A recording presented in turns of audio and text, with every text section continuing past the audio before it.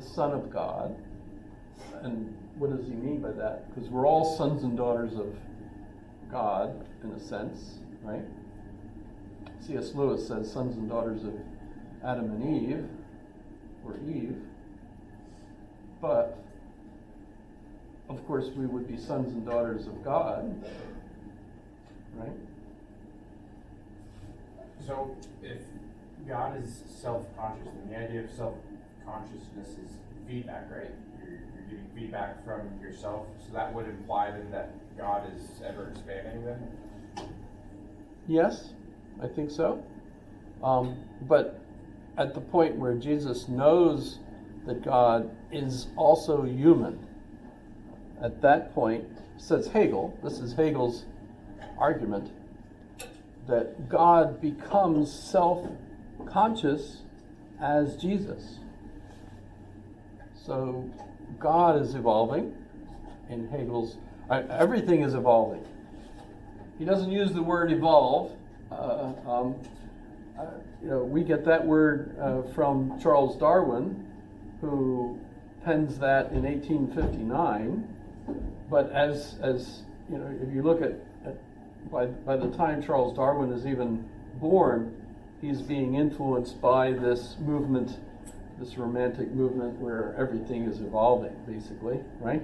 In fact, Charles Darwin's grandfather was talking about evolution. So that's the change in the model, that's going on, right?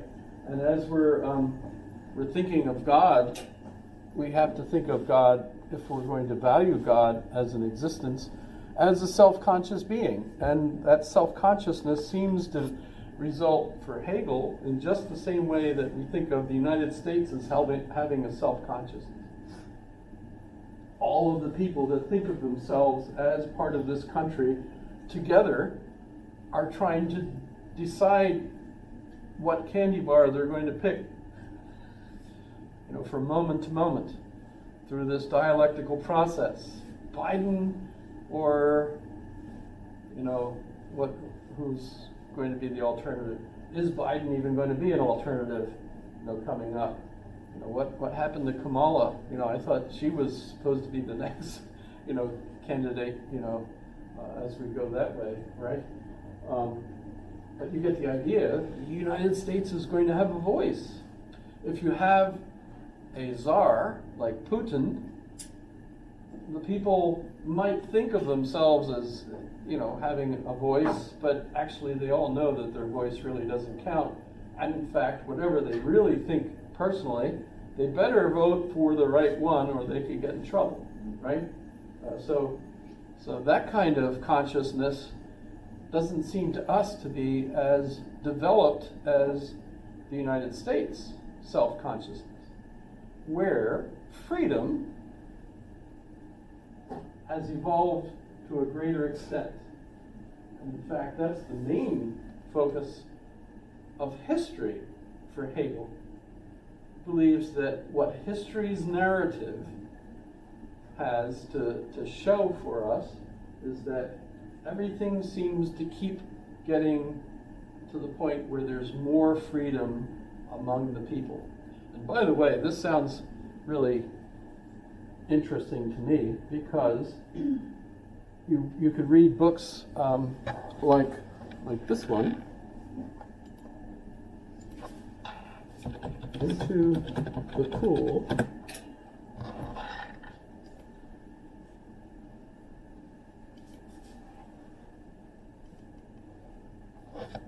So this, by the way, if you like Carl Sagan, you're familiar with Carl Sagan, this is Dorian, his son, which is kind of interesting. And the focus of this book is to argue that the universe is moving towards the cool, into the cool. And what is this?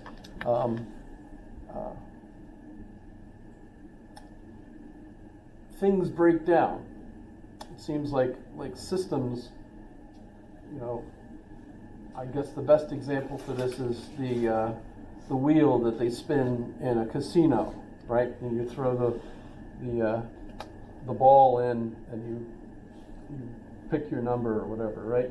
And then as long as the wheel is spinning, the ball just keeps bouncing around. But as this symmetry breaks, they say, right, the wheel slows down enough that the ball falls into one of the holes, right? And once that happens, the symmetry has broken. The system has broken. And so everything seems to be moving towards its own demise, basically.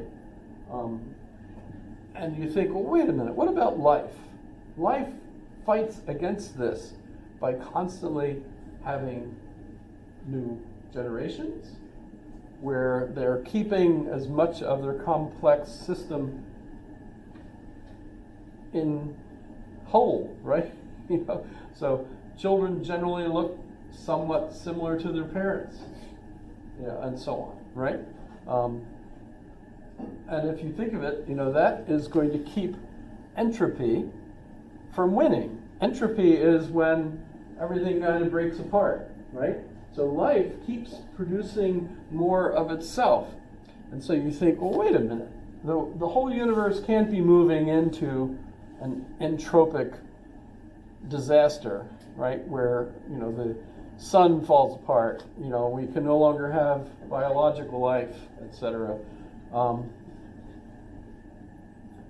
Well, the interesting thing in this book is that Dorian points out that actually by maintaining life the way we have and creating all this technology in order to, improve our lives and so on, we're actually increasing entropy.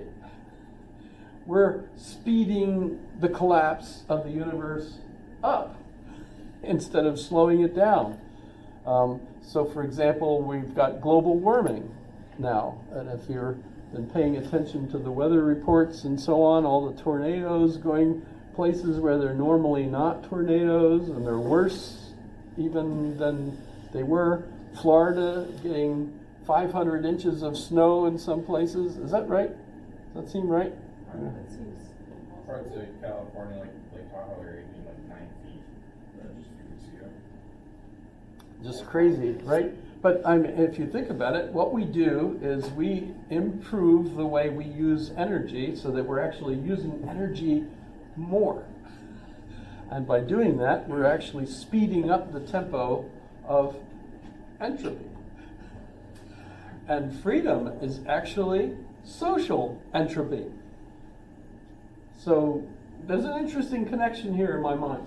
Hegel doesn't make that connection yet because that's a contemporary point of view.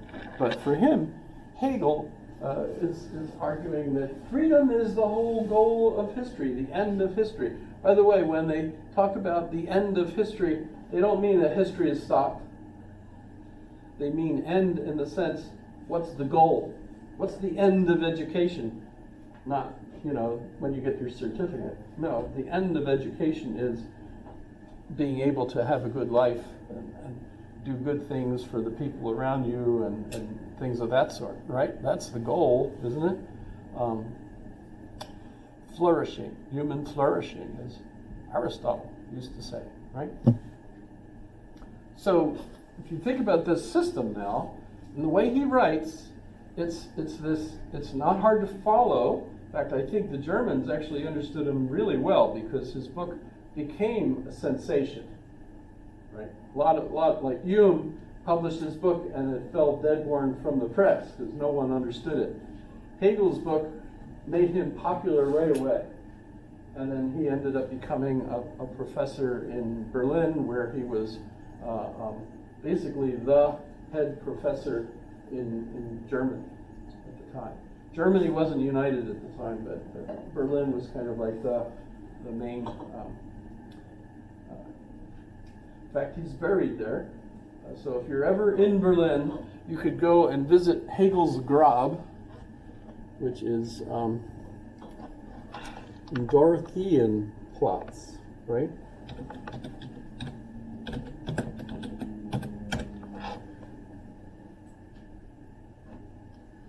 could actually look.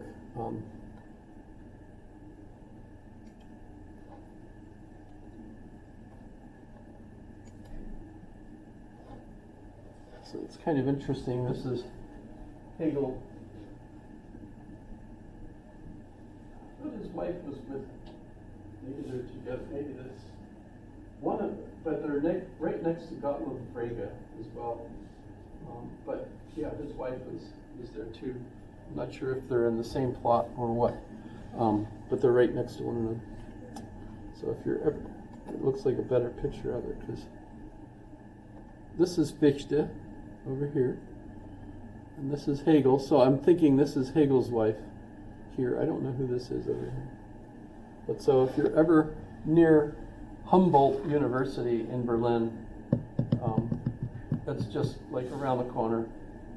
In fact, there's a bust of Hegel sitting on the bus stop, which is kind of, if you're into Hegel, whenever I've looked at a video, I've actually, when I was stationed in Berlin, I never got over to that particular part of town, so I never actually saw it.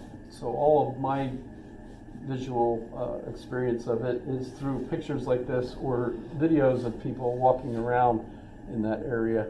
And there's one professor I keep emailing him, asking him to go get his students to go out and take more pictures because, you know, I'm stuck here in Alaska. I don't want to leave, but I'm, you know, if I want to see more of Humboldt, you know, college and university and all that, I need them to get out there and go do this stuff. You know? But so if you're ever interested in being, so he was a professor in Berlin. Now, this way of looking at things says that describing the state of affairs the way Kant and all of his predecessors did, right, by saying it's kind of like a clock with everything in its place. You describe all the pieces and you know the whole, right?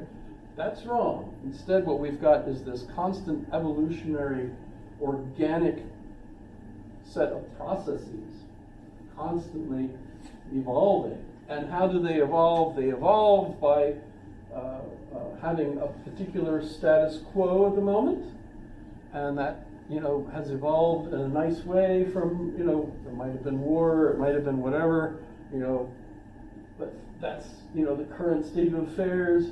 Well, even among those in the status quo, there's this tension, and it forces something, some kind of conflict that moves then to the next status quo. So the easiest way to talk about this is to say you have a thesis, that's the current situation, and then you have the antithesis or antithesis, right? That's the opposite somehow, right? And those two, you know, stressed, you know, and those stresses cause a synthesis, right? So you get the new situation, and that new situation is now the new status quo, and that status quo immediately has stresses, and that causes conflict, and that conflict leads to the next step. And so if you think of this as kind of a neat pattern to, you know, view all of nature on, even rocks and stuff go through this kind of process. It's just we generally think of it as a longer process.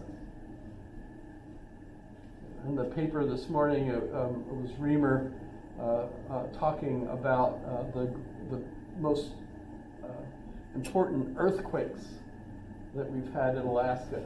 You know, and you know the three big earthquakes are the '64 earthquake that a lot of people that live here remember, the 2018 earthquake that a lot of you probably remember. This building was pretty much a disaster if you were here at the time. And the third earthquake, he says, is the most important one, is the one that just happened. So if you go on to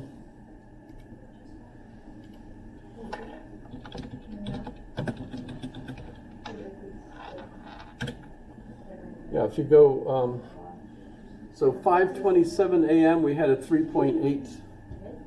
Well, that's what they say. Maybe I did feel it. I don't wake up, but it doesn't I had a dream. This is weird. Okay. I had a dream last night that I was here at the Sky Bridge by the Student Union, and I knew, like in my dream, I knew that there was a tsunami coming, so I just sat down and studied while there was a Probably in a tsunami good place. coming. You're probably in a good place there because the way the Cook Inlet is shaped, a wave will be dissipated. It won't come all the way up to Anchorage. Wait,